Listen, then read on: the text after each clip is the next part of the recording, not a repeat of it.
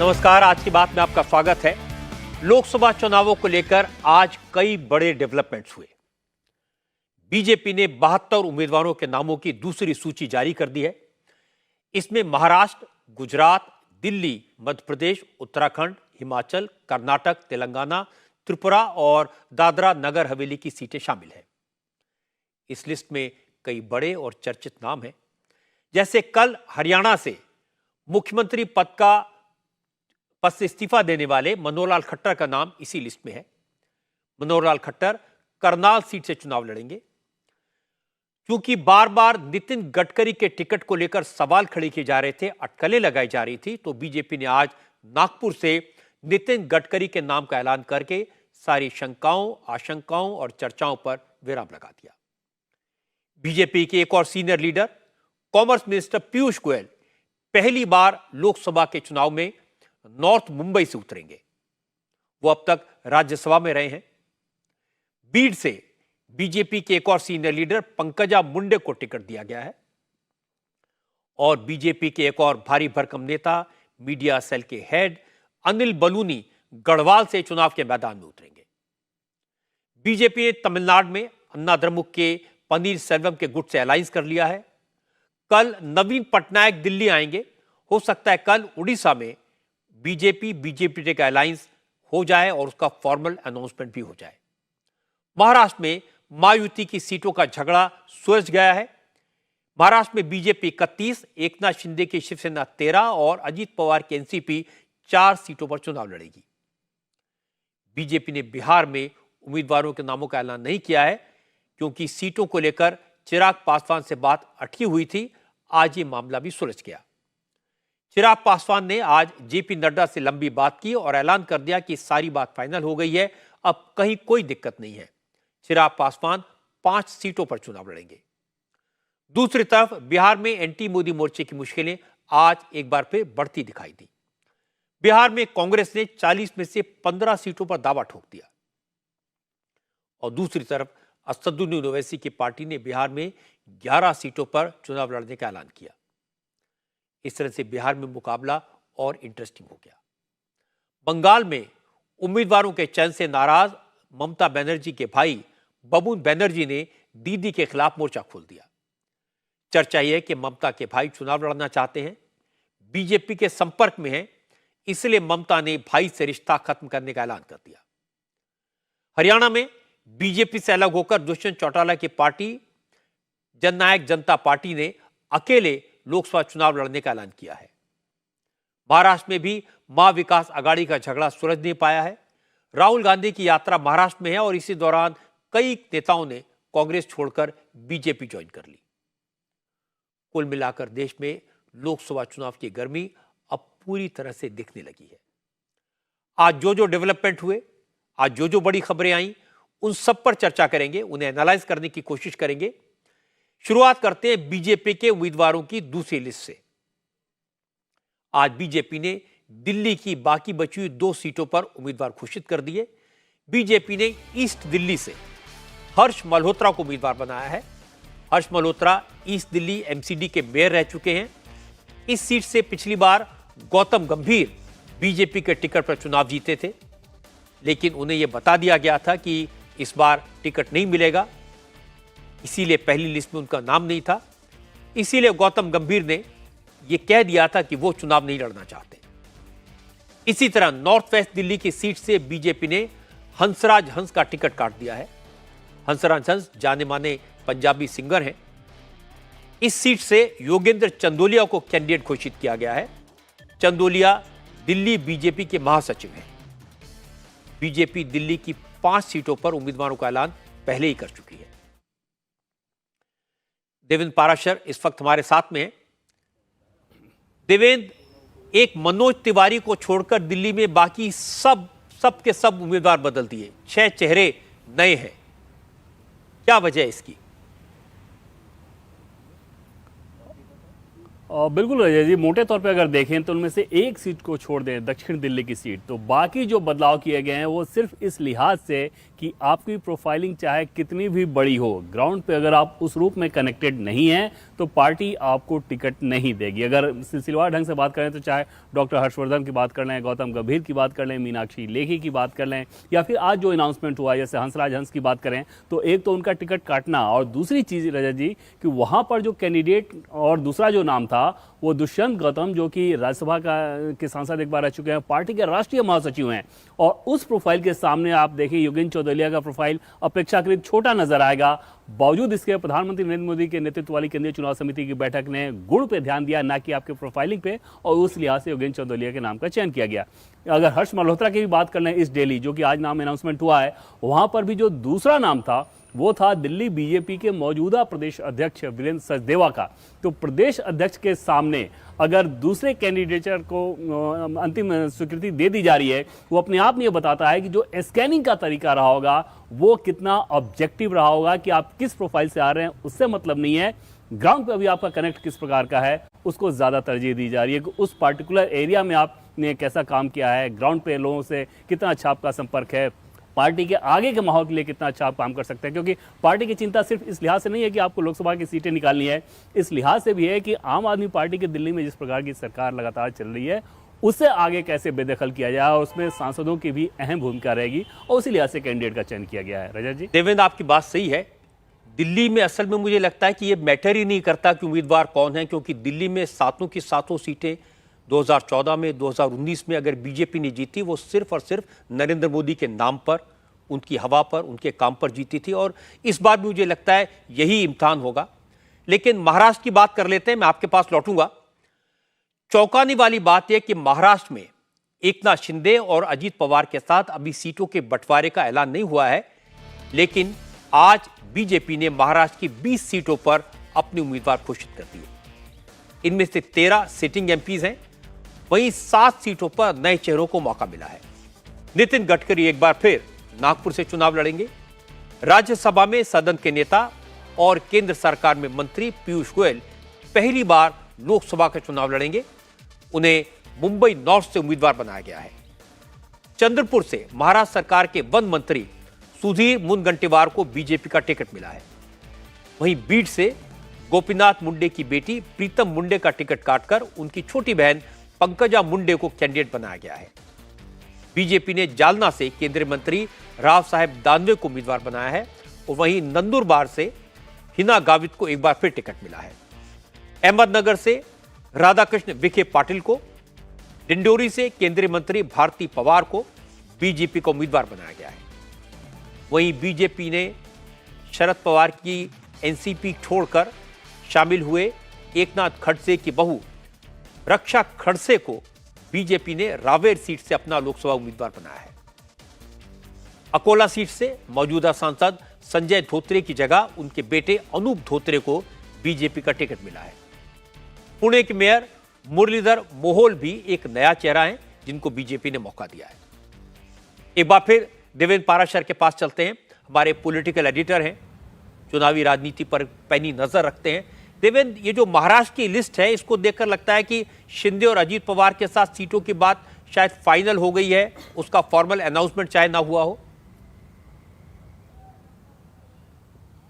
जी हाँ रजा जी, 4 seat NCP Ajit Pawar के लिए और 13 सीट शिंदे के लिए। हालांकि उसमें से सीटों के चयन को लेकर 1-2 सीट पे अभी क्योंकि पेच फंसा हुआ था, उस लिहाज से उसका फॉर्मल अनाउंसमेंट अभी नहीं किया गया है। आज रात तक उस पर भी बातचीत हो जाने की पूरी उम्मीद जताई जा रही है। दूसरी चीज़ की कैंडिडेचर को अगर रजा जी देखें तो ये सीधे सीधे समझ में आ रहा है कि इसमें महाराष्ट्र में जो अलग अलग धड़े हों उनमें से किसी की इस पे छाप नहीं है। ये सीधे सीधे दिल्ली के बीजेपी के राष्ट्रीय नेतृत्व की छाप है, और उस लिहाज से कैंडिडेट का चयन किया गया है।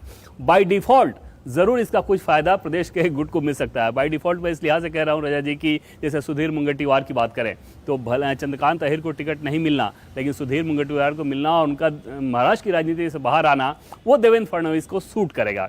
दूसरी बात पंकजा मुंडे की बात कर लें तो पंकजा मुंडे क्योंकि अब उनकी विधानसभा सीट रह नहीं गई है, धनंजय मुंडे इन्होंने हराया था और अब धनंजय मुंडे ऑलरेडी कोalition गवर्नमेंट में है एनसीपी के साथ, तो उस कंडीशन में पंकजा मुंडे को महाराष्ट्र की राजनीति से बाहर निकाल कर लेकर आ जाना, जबकि उनका फर्स्ट चॉइस पहले वही था कि महाराष्ट्र की राजनीति में वो एक्टिव रहना चाहती थी, इसलिए पिछली बार प्रीतम मुंडे को टिकट दिया गया था। तो ये बाय डिफॉल्ट फायदा भले ही हो, लेकिन इसमें ऐसा नहीं नजर आ रहा है कि महाराष्ट्र में चाहे देवेंद्र फडणवीस हो या किसी दूसरे नेता के चलते किसी को टिकट दिया गया है, बल्कि बहुत ऑब्जेक्टिव तरीके से दिल्ली ने टिकट तय किया है, ये मैसेज नजर आ रहा है। जिन 7 लोगों के टिकट काटे गए हैं उनमें से मनोज कोटक का नाम सबसे ज़्यादा सरप्राइजिंग के तौर पे लिया जा रहा है, सबसे बड़े सरप्राइज के तौर पे लिया जा रहा है, क्योंकि ऐसा माना जाता है कि मनोज कोटक पिछले 5 साल में काफ़ी एक्टिव रहे थे पार्लियामेंट में और पार्टी के नेताओं के साथ उनके बहुत अच्छे संबंध भी हैं। बावजूद इसके शायद सर्वे को लेकर कोई फीडबैक रहा हो जिसके चलते उनका टिकट काटा गया। बाकी जो 6 टिकट काटे गए हैं वो लगभग एक्सपेक्टेड लाइन पे हैं। रजत जी, बिल्कुल ठीक आपने कहा कि जैसे नागपुर से नितिन गडकरी और पीयूष गोयल को मुंबई से चुनाव के मैदान में उतारना बिल्कुल एक्सपेक्टेड है। हालांकि तरह तरह की अटकलें इन दोनों को लेकर लगाई जा रही थी। देवेंद्र, आप साथ बने रहें, हरियाणा की चर्चा कर लेते हैं। हरियाणा की 10 सीटों में से 6 लोकसभा सीटों पर बीजेपी ने आज अपने उम्मीदवार उतार दिए। हरियाणा में बीजेपी ने 2 उम्मीदवार इस बार बदल दिए हैं। पूर्व मुख्यमंत्री मनोहर लाल खट्टर को पार्टी ने करनाल से उम्मीदवार बनाया है। इस सीट पर पिछली बार बीजेपी से संजय भाटिया चुनाव जीते थे। खट्टर ने कल ही मुख्यमंत्री पद से इस्तीफा दिया था और अपनी असेंबली सीट मुख्यमंत्री नायब सिंह के लिए खाली करने का ऐलान कर दिया था। बीजेपी ने सिरसा सीट पर इस बार सुनीता दुग्गल की जगह अशोक तंवर को उतारा है। इसके अलावा अंबाला से बंतो कटारिया को, भिवानी महेंद्रगढ़ से चौधरी धर्मवीर सिंह को और गुरुग्राम से राव इंद्रजीत सिंह को और फरीदाबाद से कृष्णपाल गुर्जर को बीजेपी का उम्मीदवार बनाया गया है। सोनीपत, रोहतक, कुरुक्षेत्र और हिसार का फैसला अभी नहीं हुआ है। तो देवेंद्र, एक तो आज बड़ा क्लियर हो गया कि मनोहर लाल खट्टर को इसलिए इस्तीफा दिलवाया गया क्योंकि उन्हें केंद्र की राजनीति में लाया जाएगा।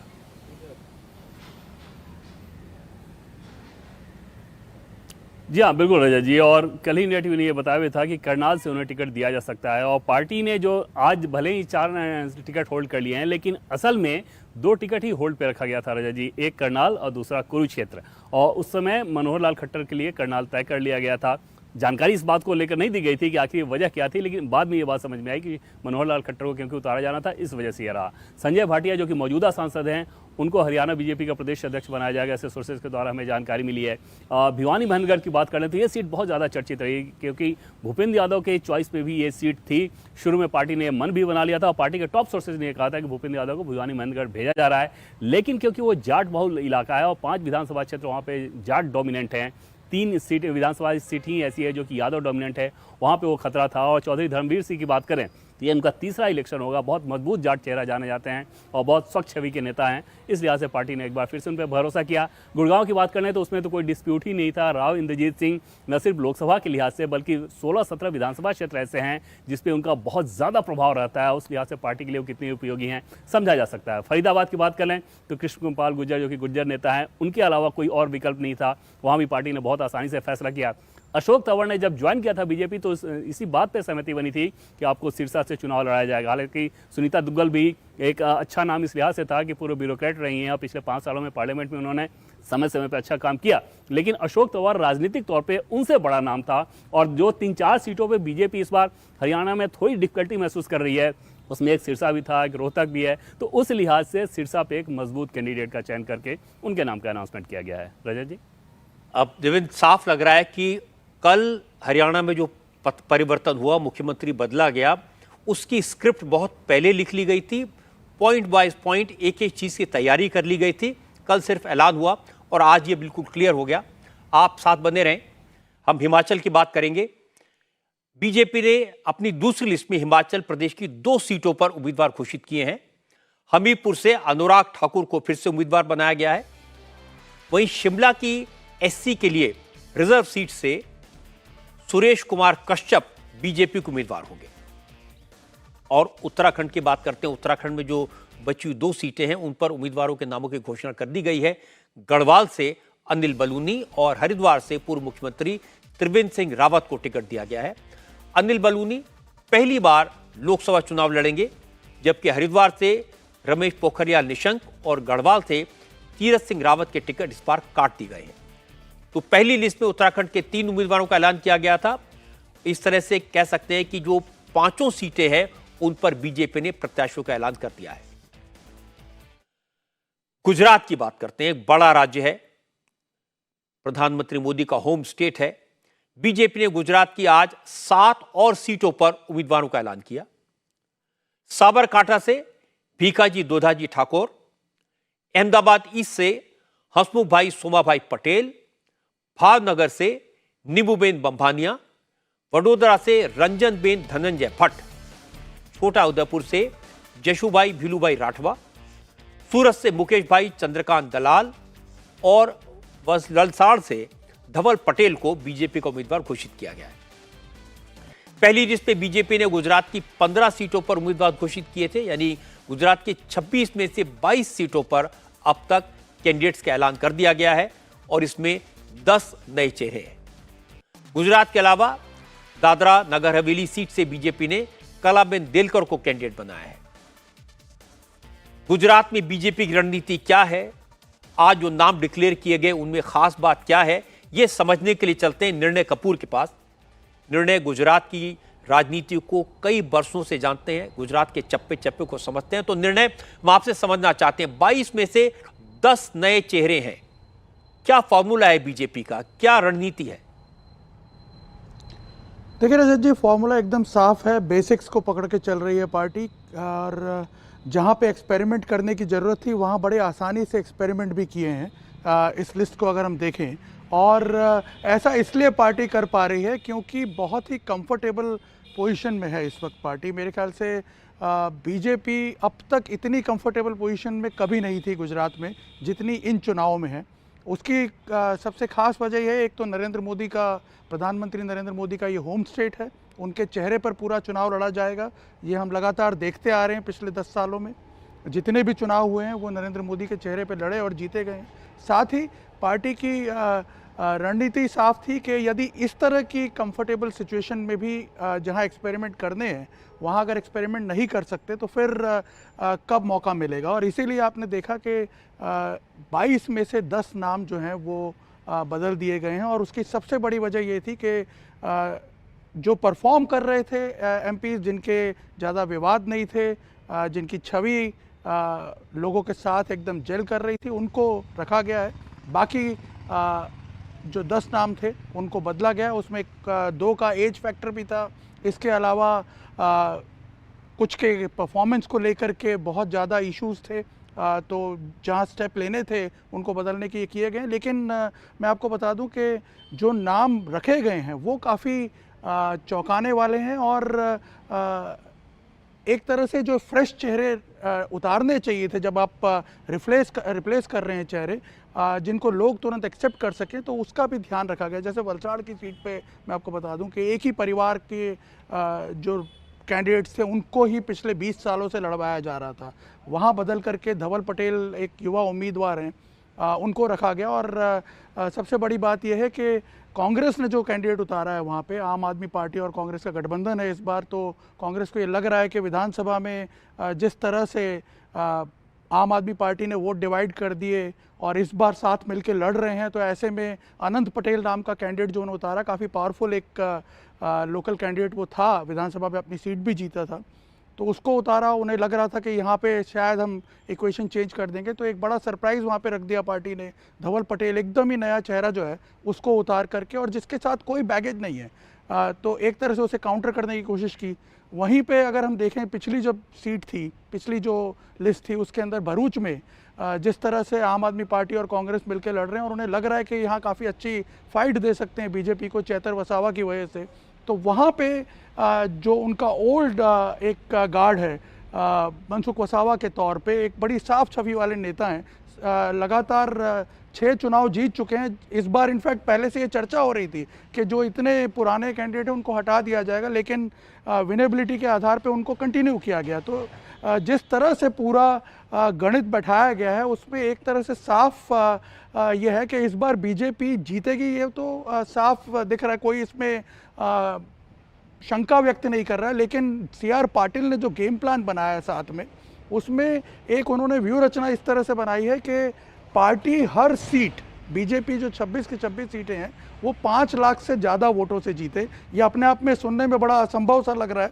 लेकिन पाटिल का ये कहना है कि जिस प्रकार से उन्होंने 2022 के चुनाव में ये क्लेम किया था कि वो अपने रणनीति के आधार पे और नरेंद्र मोदी के नाम के आधार पे 150 से ज़्यादा सीटें लाएंगे। उसी चीज़ को वो लोकसभा में दोबारा रिपीट करना चाहते हैं और हमने देखा है कि एक प्रॉपर कंसल्टेशन के तहत उनके साथ ये सारी लिस्ट जो है उस जिसमें विनेबिलिटी का भी ध्यान रखा गया है, कास्ट इक्वेशंस का भी ध्यान रखा गया है और साथ ही परफॉर्मेंस का भी ध्यान रखा गया है। निर्णय आपने बिल्कुल ठीक कहा कि गुजरात में नरेंद्र मोदी की छवि, उनका काम और सीआर पार्टी रणनीति, ये दोनों जब मिल जाते हैं और फिर उसमें अमित शाह की जो पैंतरेबाजी है वो भी मिल जाती है, तो कुल मिलाकर के गुजरात में ऐसा कॉम्बिनेशन बनता है कि उसको हराना कांग्रेस के लिए बहुत मुश्किल है। तो ये सारी रणनीति है। बहुत बहुत शुक्रिया आपका निर्णय कपूर। सबसे बड़ा उलटफेर तो बीजेपी ने कर्नाटक में कर दिया है। आज बीजेपी ने कर्नाटक की 20 सीटों पर उम्मीदवारों के नामों का ऐलान किया। इनमें से 10 सीटों पर बीजेपी ने नए कैंडिडेट दिए हैं। कर्नाटक के प्रमुख नामों में बेंगलुरु साउथ से तेजस्वी सूर्या, बेंगलुरु नॉर्थ से शोभा करंदलाजे, धारवाड़ से प्रहलाद जोशी, बीएस येदियुरप्पा की परंपरागत सीट शिमोगा से उनके बेटे बीवाई राघवेंद्र को टिकट दिया गया है। शोभा करंदलाजे इस समय उडुपी चिकमंगलुरु से सांसद हैं, उनकी सीट बदल दी गई है। पूर्व मुख्यमंत्री बसवराज बोम्मई को हावेरी सीट से टिकट दिया गया है। पूर्व प्रधानमंत्री एचडी देवेगौड़ा के दामाद सीएन मंजूनाथ को बीजेपी ने बेंगलुरु रूरल से टिकट दिया है। यह ग्रामीण सीट है। मंजूनाथ आज ही येदियुरप्पा से मिले थे और कल औपचारिक तौर पर बीजेपी ज्वाइन करेंगे। वहीं मैसूर सीट से राज परिवार के सदस्य यदुवीर कृष्णदत्त चामराज वाडियार को टिकट दिया गया है। मैसूर सीट से पहले प्रताप सिम्हा बीजेपी के सांसद थे। ये वही प्रताप सिम्हा हैं जिनके पास पर 3 लोगों ने संसद की सुरक्षा में सेंध लगाई थी। बेल्लारी से बीजेपी ने वी श्रीरामुलु को, जो इस इलाके में काफी प्रभाव रखते हैं, अपना प्रत्याशी बनाया है। कर्नाटक में बीजेपी उम्मीदवारों के पीछे जो नाम डिक्लेयर हुए हैं, इनके पीछे क्या सियासत है, ये समझने के लिए बेंगलुरु चलते हैं और हमारे साथ इंडिया टीवी के संवाददाता टी राघवन है। राघवन, आप कर्नाटक की राजनीति को अच्छी तरह समझते हैं। क्या आपको लगता है कि आज जो लिस्ट आई है इस पर येदियुरप्पा का प्रभाव है?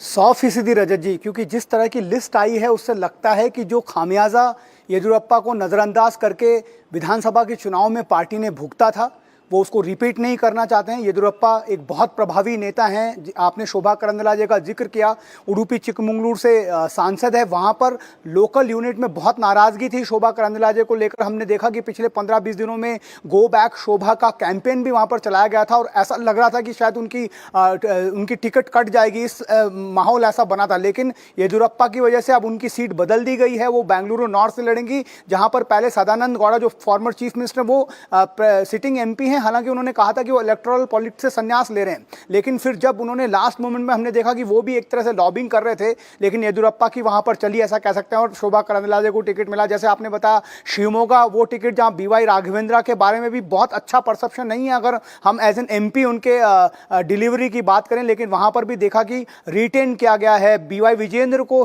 येदियुरप्पा के बेटे जो हैं, दूसरे छोटे बेटे, उनको प्रदेश अध्यक्ष बनाया गया है। तो ये सब अगर हम देखें तो लगता है कहीं ना कहीं पार्टी को कि येदियुरप्पा के इर्द गिर्द रहते हुए राजनीति करने पर पार्टी को फायदा होगा। उसकी दूसरी बड़ी वजह यह है कि रजत जी की साउथ की अगर हम बात करें तो कर्नाटक एक ऐसा राज्य है जहां से बीजेपी को सबसे ज्यादा उम्मीदें हैं। यहां पर पिछली बार 25 सीटों पर बीजेपी ने जीत दर्ज की थी। 1 सीट पर निर्दलीय उम्मीदवार सोमलता अम्बरीश को जिताया था।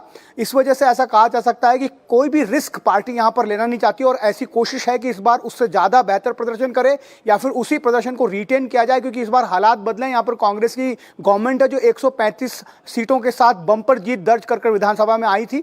इस वजह से, और जैसा आपने बताया कि इंटरेस्टिंग जो बात है यहाँ पर बेंगलुरु रूरल में doctor CN Manjunath HD Devegowda के दामाद हैं, बहुत बड़े इंडिया के हार्ट स्पेशलिस्ट हैं, बहुत अच्छी इमेज उनकी। और उनको DK सुरेश जो एकमात्र MP पिछली बार जीते थे, उनके खिलाफ इस बार मैदान में उतारा गया है। तो एक बहुत इंटरेस्टिंग फाइट बेंगलुरु रूरल से देखने को मिलेगी। आपने तेजस्वी सूर्या का जिक्र किया, ये चर्चा बहुत जबरदस्त थी कि बेंगलुरु साउथ से निर्मला सीतारमण को उम्मीदवार बनाया जा सकता है और तेजस्वी सूर्या को इस बार मौका नहीं मिलेगा, लेकिन ऐसा बताया गया पार्टी सोर्सेस की तरफ से कि निर्मला सीतारामन के 4.5 साल राज्यसभा एमपी के तौर पर बाकी है, और उन्होंने शायद बताया है जेपी नड्डा जी को कि वो इस बार चुनाव नहीं लड़ना चाहती हैं। इस वजह से ऐसा माना जा सकता है कि तेजस्वी सूर्या को का टिकट बच गया, क्योंकि जैसे ही ऐलान हुआ पहला जो ट्वीट आया था रजत जी वो तेजस्वी सूर्या का ही था। उन्होंने प्रधानमंत्री नरेंद्र मोदी का धन्यवाद किया कि उन्होंने उनके ऊपर फेथ रिपोज किया है। राघवन, ये जो 20 सीटें डिक्लेयर की गई हैं, इनमें क्या जातिगत समीकरणों का ध्यान रखा गया है? जी बहुत हद तक कह सकते हैं रजत जी, क्योंकि 10 नाम आपने जैसा बताया कि बदले गए हैं। 4 एमपी ऐसे हैं जिन्होंने खुद ये कहा था कि वो चुनाव लड़ना नहीं चाहते हैं, अलग अलग रीजंस उसके लिए दिए गए थे। बाकी 6 नाम जिनको लोकल यूनिट से नाराजगी झेलनी पड़ी थी, जिसमें प्रताप सिम्हा का आपने जिक्र किया, पूर्व प्रदेश अध्यक्ष नलिन कटील हैं जिन्हें दक्षिण कन्नड़ा से जिनकी टिकट काटी गई है। ऐसे ही करड़ी संगना है जो कोप्पल से जिनकी टिकट काटी गई है। बी श्रीरामुलु जैसा आपने जिक्र किया, बड़े नेता हैं जो नायकर कम्युनिटी के एक बड़े नेता हैं, उस बल्लारी में बहुत प्रभाव है उस कम्युनिटी का, तो उनको वहां पर बीवाई उनकी जगह टिकट दिया गया जो सिटिंग एमपी हैं। तो ये इनसे लगता है कि कहीं ना कहीं जातिगत समीकरणों का बहुत खास यहां पर ध्यान रखा गया है। रजत जी, राघवन, बहुत बहुत शुक्रिया आपका इस अपडेट के लिए और इस जानकारी के लिए। आज बीजेपी की दूसरी लिस्ट में तेलंगाना की 17 में से 6 सीटों के कैंडिडेट्स के नाम भी आ गए हैं। तेलंगाना की 9 सीटों पर बीजेपी ने अपने उम्मीदवार पहले ही डिक्लेयर कर दिए थे। आज दूसरी लिस्ट में आदिलाबाद से जी नरेश, मेडक से एमआर राव, महबूबनगर से डीके अरुणा, नलगोंडा से सईदा रेड्डी और महबूबाबाद से ए सीताराम नायक को बीजेपी का टिकट मिला है। इंटरेस्टिंग बात है कि डीके अरुणा को टिकट देने का औपचारिक ऐलान आज किया गया, लेकिन कल अमित शाह ने जब तेलंगाना में बीजेपी के अब तक घोषित 9 उम्मीदवारों के नाम लिए थे तो उनके साथ डीके अरुणा के नाम का ऐलान भी कर दिया था। बीजेपी की आज जो लिस्ट आई और जो लिस्ट पहले आई थी, इनका मैसेज साफ है। पहली बात, जिस एमपी ने उल्टे सीधे बयान दिए, विवाद खड़े किए या पार्टी के लिए एम्बैरेसमेंट पैदा किया, उसका टिकट काट दिया गया। जैसे कर्नाटक में मैसूर सीट पर प्रताप सिम्हा का टिकट काटा गया, क्योंकि जिन लोगों ने संसद की सुरक्षा में सेंध लगाई थी उनको पास प्रताप सिम्हा ने दिलवाए थे। महाराष्ट्र में पंकजा मुंडे को टिकट दिया गया है और विवाद खड़े करने वाली प्रीतम मुंडे का टिकट काटा गया। दूसरी बात यह कि पार्टी के सभी सीनियर नेताओं को पूरा मान सम्मान दिया गया है, चाहे नितिन गडकरी हो या पीयूष गोयल हो, उन्हें सम्मानजनक तरीके से अपनी पसंद की सीटें दी गई हैं। किसी भी ऐसे लीडर का टिकट नहीं काटा गया जिसको लेकर मीडिया में तरह तरह की अटकलें लगाई जा रही थी। तीसरी बात यह कि सब जानते हैं ये चुनाव नरेंद्र मोदी के नाम और उनके काम पर लड़ा जाएगा, इसलिए बहुत सारी जगहों पर बीजेपी ने एक्सपेरिमेंट किए हैं, नए लोगों को मौका दिया है। जैसे दिल्ली में 7 में से सिर्फ एक मनोज तिवारी को रिटेन करके बाकी 6 सीटों पर नए उम्मीदवार उतारे गए हैं। ये सब सिर्फ मोदी के नाम पर चुनाव लड़ेंगे। गुजरात में भी 22 में से 10 नए चेहरे हैं। एक और बड़ी बात यह कि बीजेपी ने अपने अलायंस पार्टनर के साथ बात करके सीट शेयरिंग का रास्ता निकाल लिया है। इसका एक बड़ा उदाहरण बिहार है, जहां चिराग पासवान और उनके चाचा पशुपति पारस के बीच झगड़ा सुलझाना मुश्किल हो गया था, लेकिन बिहार में बीजेपी ने सारे समीकरण ठीक किए। कैसे किए यह समझने की जरूरत है। चिराग पासवान ने आज जेपी नड्डा से मुलाकात की और मीटिंग के बाद जब चिराग बाहर निकले तो उनके तेवर बदले हुए थे। उन्होंने कहा, सारी चिंताएं, सारी शंकाएं, सारी आशंकाएं दूर हो गई हैं। अब एक ही लक्ष्य है, बिहार में 40 की 40 सीटों पर एनडीए की जीत। लेकिन चिराग पासवान ने यह नहीं बताया कि उनकी पार्टी को कितनी सीटें मिलेंगी, लेकिन इशारों में साफ कर दिया कि उनके चाचा पशुपति पारस के गुट को उनके कोटे की सीटों में एडजस्ट नहीं किया जाएगा। इस पर सहमति बन गई है।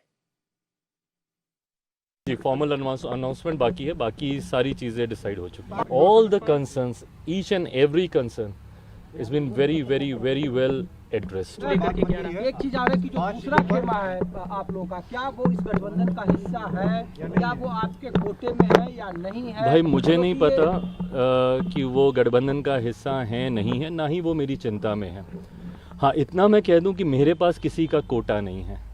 मेरी जो सीटें हैं वो सिर्फ मेरी हैं गठबंधन में कौन है वो है कि नहीं, कौन है नहीं, बाकियों का तो मुझे पता ही है, वो है कि नहीं मुझे नहीं पता।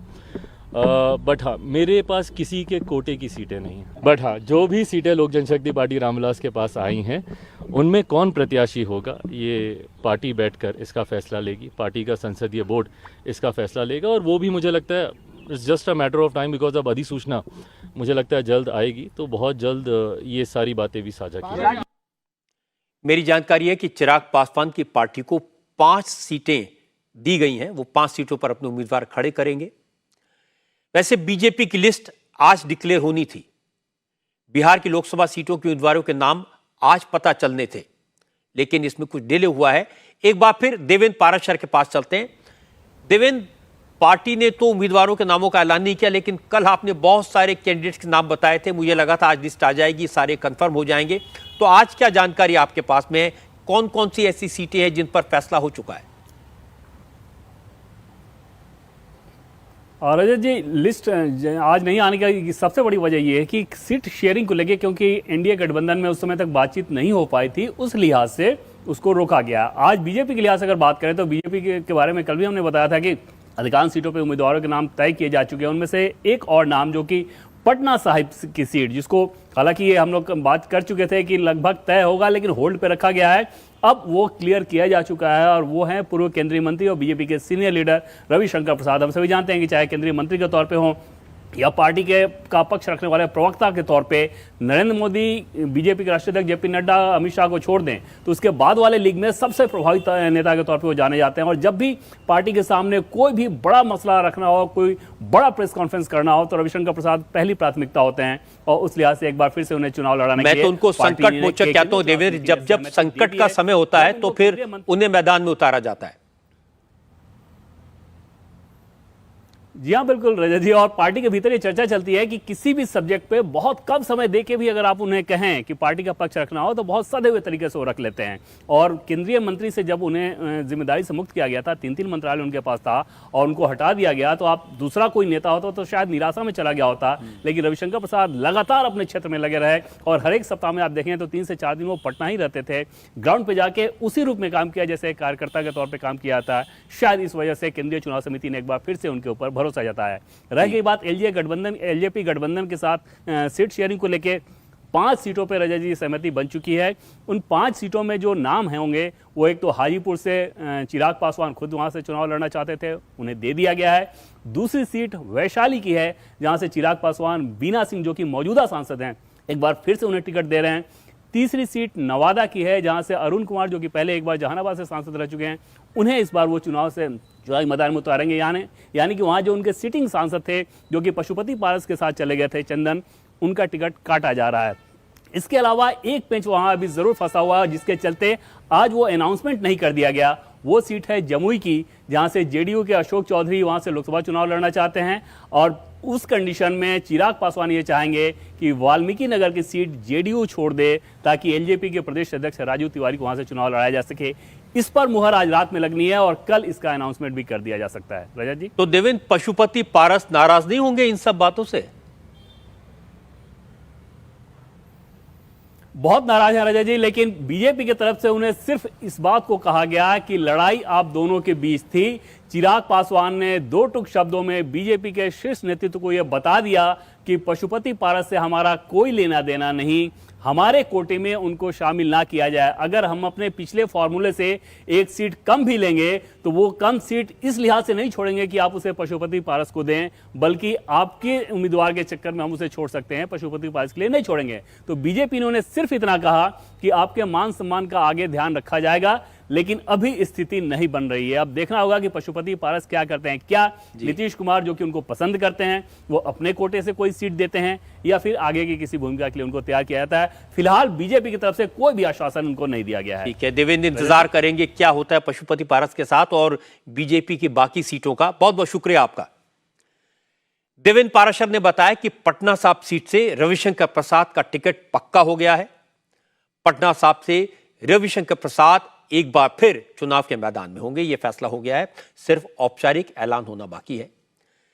देवेंद्र ने यह भी बताया कि चिराग पासवान खुद हाजीपुर से चुनाव लड़ सकते हैं, जबकि सांसद पशुपति पारस के साथ चले गए थे जो सांसद, उन्हें चिराग पासवान टिकट नहीं देंगे, क्योंकि अब बिहार में गठबंधन के सहयोगियों के साथ सीट शेयरिंग पर बात लगभग फाइनल हो गई है। इसलिए उम्मीद करनी चाहिए कि बिहार में बीजेपी के उम्मीदवारों की लिस्ट भी जल्दी ही जारी हो जाएगी। बिहार में सीटों को लेकर एनडीए की खींचतान खत्म हो गई, लेकिन इंडिया अलायंस में सीटों का झगड़ा फिर शुरू हो गया। अब तक आरजेडी और कांग्रेस के बीच जो बात हुई थी, उसमें कांग्रेस के लिए 9 सीटें छोड़ने पर सहमति बन गई थी, लेकिन आज कांग्रेस की तरफ से 15 सीटों पर दावा किया गया। कांग्रेस ने आरजेडी को 15 सीटों की लिस्ट थमा दी है। कांग्रेस किशनगंज के अलावा सासाराम, पूर्णिया, खगड़िया, नवादा, औरंगाबाद, कटिहार, समस्तीपुर, मोतिहारी, पश्चिमी चंपारण, पटना साहिब, मुजफ्फरपुर, बक्सर, मधुबनी और बेगूसराय की सीटों पर अपने उम्मीदवार उतारना चाहती है।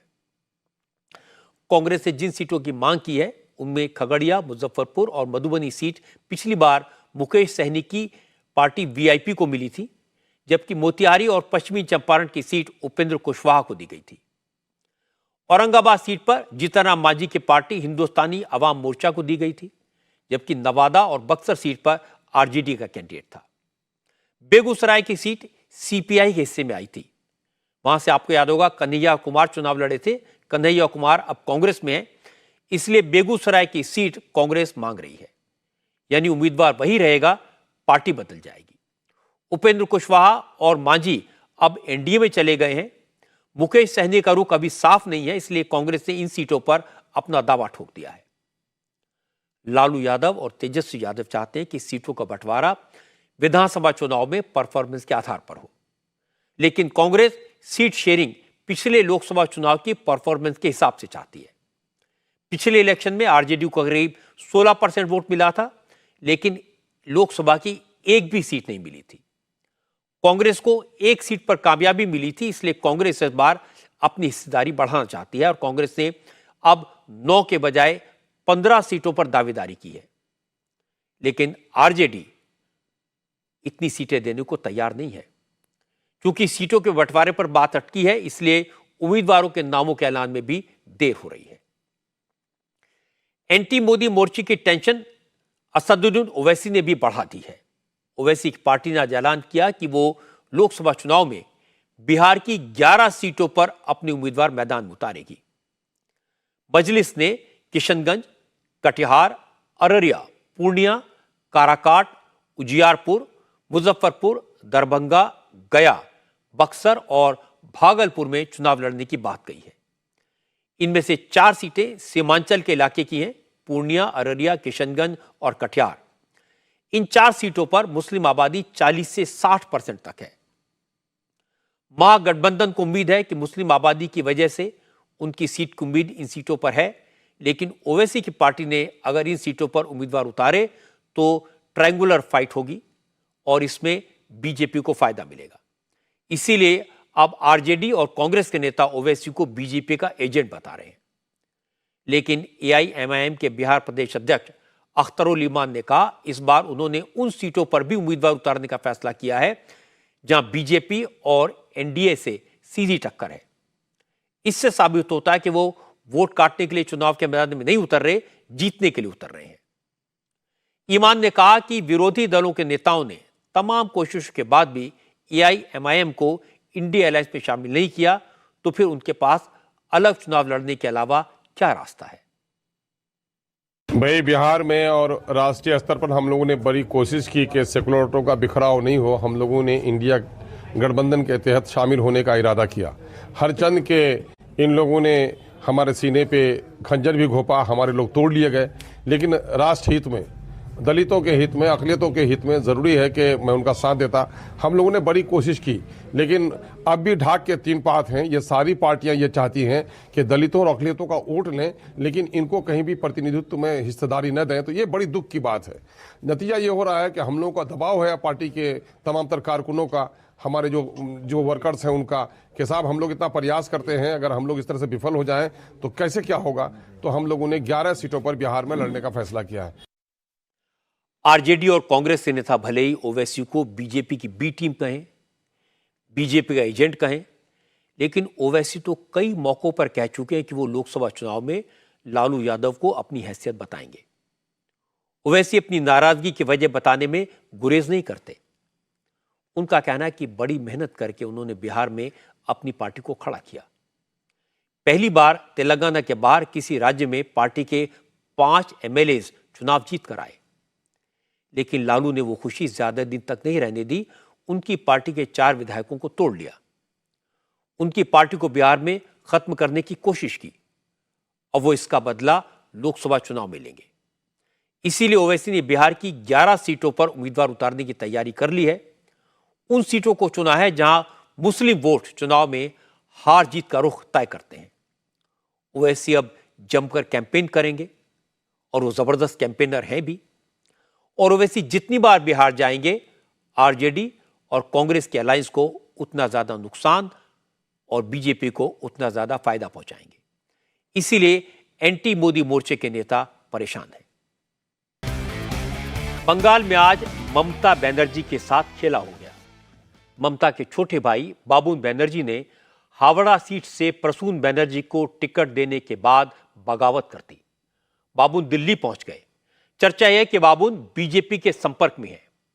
यह खबर ममता बनर्जी तक पहुंची तो ममता ने ऐलान कर दिया कि अब बाबुन से उनका कोई रिश्ता नहीं है।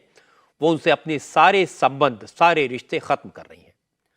असल में ममता ने 2 दिन पहले बंगाल की 42 सीटों पर अपने उम्मीदवारों का ऐलान किया था। इनमें हावड़ा से फॉर्मर फुटबॉलर प्रसून बनर्जी का भी नाम था। प्रसून बनर्जी हावड़ा से 2 बार टीएमसी के सांसद रह चुके हैं। अब पार्टी ने तीसरी बार उनको अपना उम्मीदवार बनाया है। लेकिन ममता बनर्जी के छोटे भाई बाबुन बनर्जी की प्रसून बनर्जी से नहीं बनती। उनका कहना है कि हावड़ा में प्रसून बनर्जी से अच्छे और भी कई नेता पार्टी में हैं। ममता किसी और को वहां से अपना उम्मीदवार बना सकती थी। पता यह लगा कि प्रसून बनर्जी से बाबुन बनर्जी की नाराजगी 2 वजहों से है। एक तो ये कि बाबुन बनर्जी हावड़ा से खुद लोकसभा का चुनाव लड़ना चाहते हैं, लेकिन ममता ने उनकी नहीं सुनी। इसके अलावा प्रसून और बाबुन बनर्जी दोनों मोहन बागान फुटबॉल क्लब के सेक्रेटरी हैं। एक मीटिंग के दौरान दोनों के बीच झगड़ा हुआ था। बाबुन बनर्जी उस अपमान को भूले नहीं है, इसलिए उन्होंने प्रसून बनर्जी का टिकट काटने की कोशिश की थी। उसको टिकट देने का विरोध किया था, ममता से शिकायत की थी, लेकिन उनकी सुनवाई नहीं हुई। इसीलिए बाबुन बनर्जी ने पब्लिकली प्रसून बनर्जी का विरोध करना शुरू कर दिया। बाबुन ने हमारे संवाददाता मनीष भट्टाचार्य से फोन पर बात की और बाबुन ने कहा कि उनको प्रसून बनर्जी की उम्मीदवारी मंजूर नहीं है। हालांकि वो फिलहाल टीएमसी में ही है, लेकिन फ्यूचर में क्या करेंगे उन्हें नहीं मालूम। हम ममता बनर्जी के साथ में हैं, ममता बनर्जी के साथ में ही रहेगा। लेकिन कैंडिडेट लेके हमारा एक ही आदमी को लिए थोड़ा खोब है, वो है प्रसून बनर्जी। वो हमारे लिए मोहन बागान क्लब में हमको जो काम किया उसलिए हमारा अभी भी कष्ट है। तो उनको बारे में हम ये सोचा है जे वो कैंडिडेट हमारे लिए ठीक नहीं है। ये हमारे लिए उसके लिए हम वो कैंडिडेट हमारे लिए ठीक नहीं है, उसलिए हम उसके बारे में गुस्सा है। तो आप निर्दलीय चुनाव भी लड़ने जा रहे हैं क्या? नहीं, हम अभी कोई जगह चुनाव में नहीं रखा होगा। हाँ। हम अभी जैसे है ऐसे ही रहेगा। अभी हम बाद में सोचेगा क्या करेगा नहीं करेगा। तो दीदी से आपने शिकायत नहीं करी कि भाई क्यों टिकट दे दिया जब आपकी इससे मतलब बनती नहीं है? तो हम दीदी के साथ में ही हैं। हम दीदी के साथ में ही हैं। हालांकि बाबुन बनर्जी शाम की फ्लाइट से वापस कोलकाता चले गए हैं, लेकिन आज दोपहर में बाबुन की बगावत की खबर जैसे ही ममता बनर्जी को मिली तो उन्होंने दादा से किनारा कर लिया। ममता ने कहा जिस दिन से वो राजनीति में आई उन्होंने अपने परिवार से सारे रिश्ते नाते खत्म कर लिए थे। अब माँ माटी मानुषी मेरा परिवार है। ममता ने कहा कि बाबुन बनर्जी से उनका कोई ताल्लुक नहीं है। ममता ने कहा वैसे तो खून के रिश्ते में उनके परिवार में 32 मेंबर हैं, लेकिन जब कोई बड़ा हो जाता है तो लालची हो जाता है। बाबुन जैसे उनके परिवार में कोई नहीं है, इसलिए अब उनके परिवार का बाबुन से कोई संबंध नहीं है, सारे रिश्ते खत्म। और मीडिया भी उसको मेरा भाई न कहे। পরিবারটাকে বাদ দিয়ে যে যার খেলা খেলুক। परिवार से अलग जिसको जो खेलना है खेलिए, वो हमारे परिवार का हिस्सा नहीं है। उनके साथ मैंने पूरी तरह संबंध खत्म कर दिया है, उसे अपने परिवार से बेदखल कर दिया है। हमारे रक्त संबंध वाला परिवार है, माँ माटी मानुष वाला परिवार है। जो कोई कहे कि मेरा भाई है तो उससे मेरा कोई संबंध नहीं है। अगर कोई अपना व्यक्तिगत परिचय देता है तो मुझे कोई मसला नहीं है। तो प्लीज़ दया कीजिए, हमारा नाम उनके साथ मत जोड़िए, क्योंकि हमने पूरी तरह से अपने आप को अलग कर लिया है।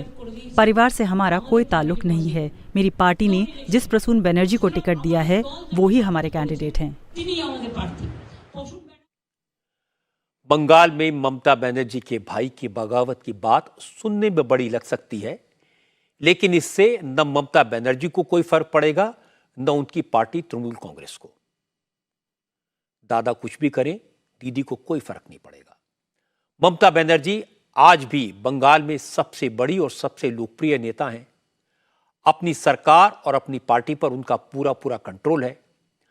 अपनी सियासत के लिए ममता बनर्जी ने कभी परिवार का सहारा नहीं लिया। बंगाल में अपनी राजनीतिक जमीन उन्होंने अपने संघर्ष और अपनी मेहनत से तैयार की है।